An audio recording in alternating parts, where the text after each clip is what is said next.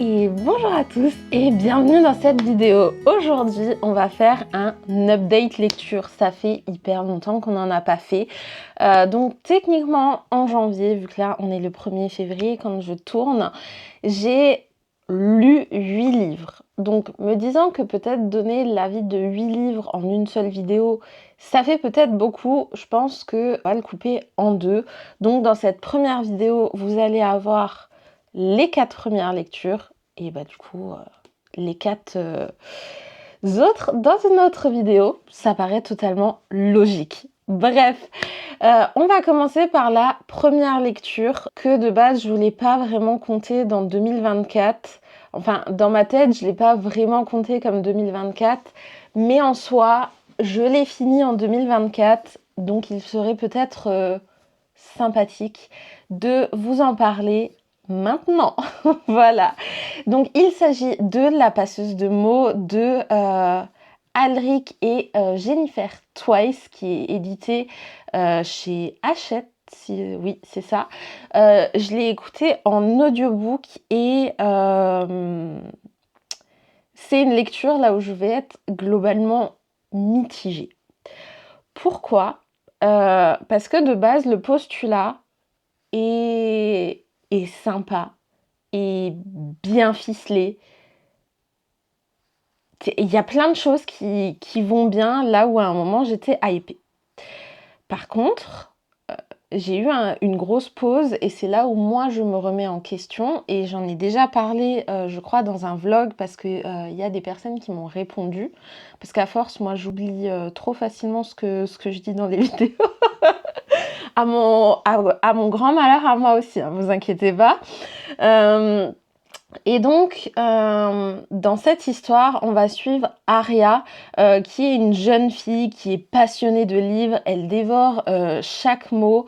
Enfin, voilà, je pense que en tout passionné de lecture, on se reconnaît un peu là-dedans. Sauf que rien ne va se passer comme il faut et il va s'avérer qu'elle a des compétences et des capacités dont elle ne soupçonne pas et que les mots peuvent avoir une importance. D'où le fait de la passeuse de mots, etc. Donc on va aller dans une aventure, là où elle va aller dans d'autres contrées, rencontrer d'autres gens, apprendre du savoir, gérer son pouvoir et tout. Et du début, je me dis, attention, il y a un truc qui me gêne. Alors, à partir de là, si vous l'avez pas lu et que vous avez l'intention de le lire, stoppez juste. C'est que moi, je me suis vue dans ce livre et en fait, je me dis, mais mince, on parle quand même pas mal de la virginité, de la jeune fille et tout. Et il y a vraiment des scènes qui moi m'ont dérangée, alors pas en tant qu'adulte de plus de 30 ans, c'est pas ça le truc, c'est que ça m'a dérangée en me disant je vais sur la fiche et je vois que c'est classé dans du jeunesse. Alors peut-être que je ne connais pas assez de jeunes aujourd'hui, mais je me dis un ado de 13 ans, je ne suis pas sûre que personnellement je lui mettrais dans les mains. Et j'ai l'impression que c'est d'une manière générale. Alors je suis totalement consciente que moi à 13 ans j'étais sûrement beaucoup plus innocente que les enfants aujourd'hui à 13 ans.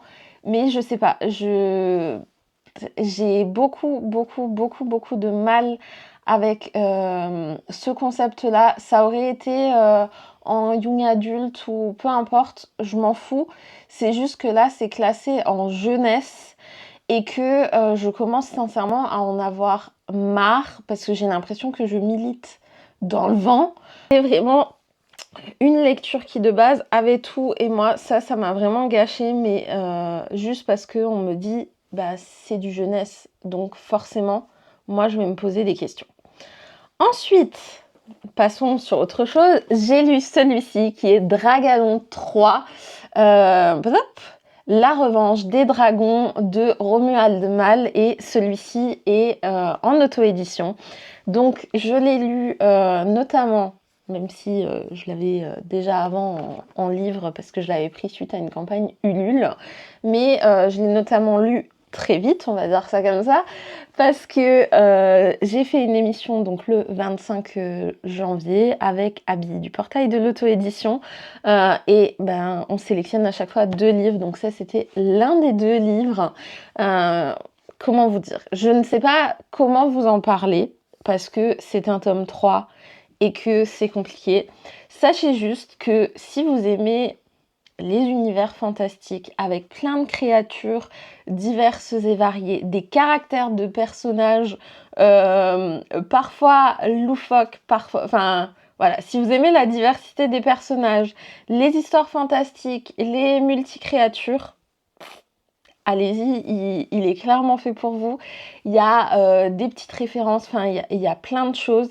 J'ai eu la chance de découvrir Romuald aux Imaginales et j'en suis très très heureuse. Le problème c'est que quand j'aime vraiment beaucoup, je n'ai plus de mots, donc ça pose globalement toujours un petit problème, mais vraiment découvrir son univers, les illustrations qu'il a fait faire. Il a un imaginaire et une plume très très sympathique.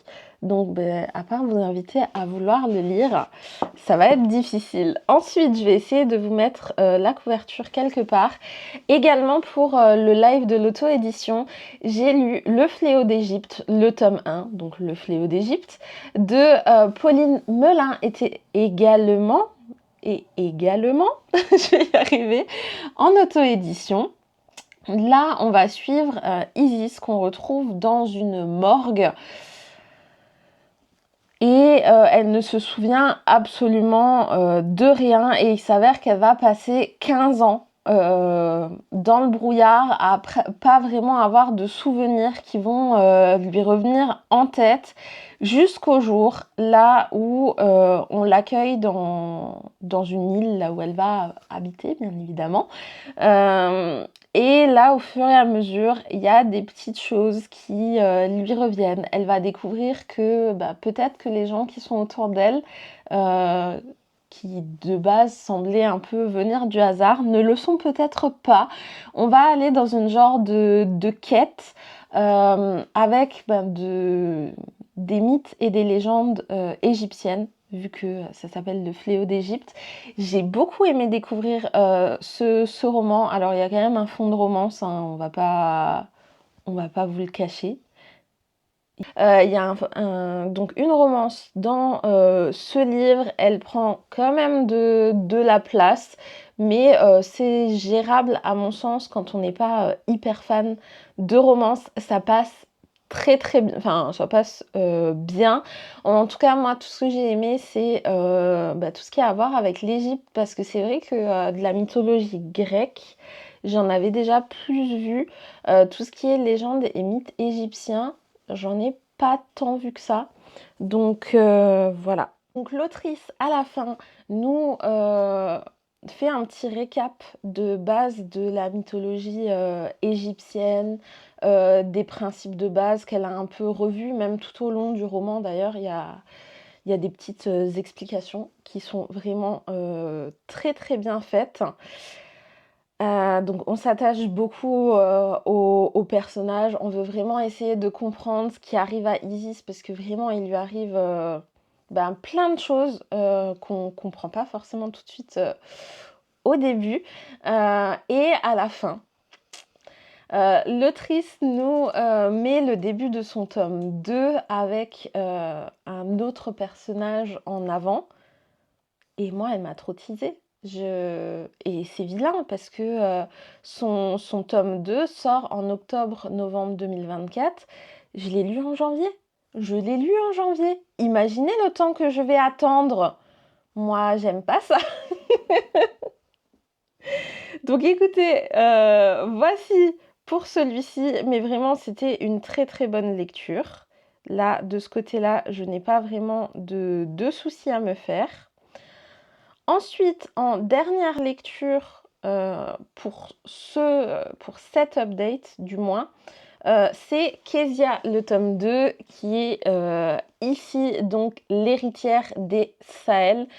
Et ben pareil, toujours un peu difficile de vous en parler, mais j'ai craqué, j'ai adoré le tome 1. Dans la même veine, j'ai adoré ce tome 2 qui nous ramène encore plus loin, qui nous fait découvrir de nouveaux personnages, qui nous fait approfondir des personnages qui étaient déjà là dans ce tome 1. Il y avait vraiment beaucoup de choses et puis la couverture est très très jolie. La mise en page, je vais peut-être... Hop. Non, ça il faut pas vous le montrer. Enfin, ça sert à rien. La mise en page est très très jolie avec bah, justement les petites feuilles et tout qui sont sur la couverture. Comment vous dire que l'objet livre est sublime, que la plume est addictive. Donc finalement, qu'est-ce que je fais? Je peux que vous le conseiller. Pour ceux qui ne le savent peut-être pas, parce que comme dit, parler de tome 2, de tome 3, c'est toujours compliqué. C'est une revisite et je pense que c'est la première que je vois d'Anastasia. Il faut savoir que j'aime beaucoup l'histoire d'Anastasia.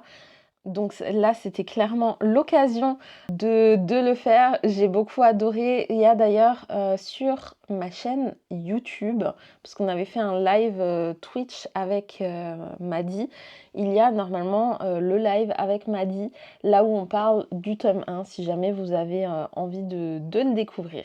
En tout cas, ça sera tout pour moi pour cette vidéo. Je vous fais de gros bisous et je vous dis à très très vite. Ciao ciao!